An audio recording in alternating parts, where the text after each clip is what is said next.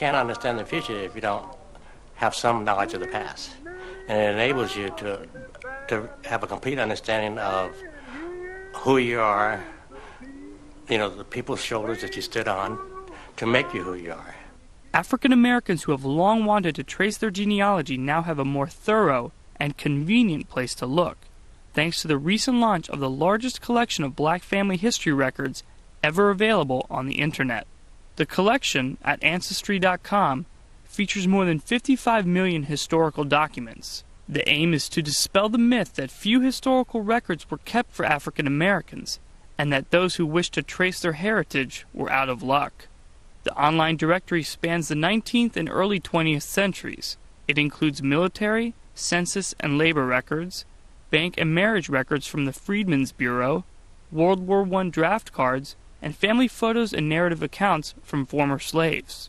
It's a way to echo this very rich history that we as African Americans have, and the stories, they need to be told.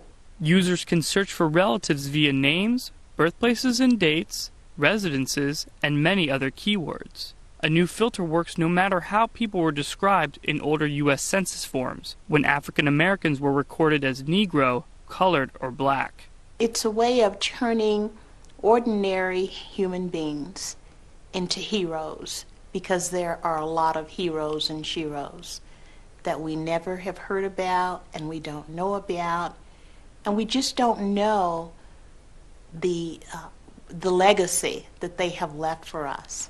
And I think it's time for us as African Americans to realize that and to know it and to feel the pride that we should feel as it relates to our ancestors. Some of these forgotten heroes paved the way for the groundbreaking generations that followed them. In 1918, William Washington was 44 years old when he signed his World War I draft registration card. His grandson Denzel would become an Academy Award-winning actor.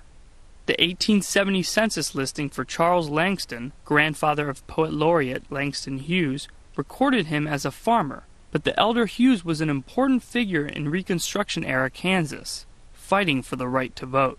If you do family history research, you uncover all of those common people, and you see those are your ancestors, and you see what they did, and you see that you did participate into the American story.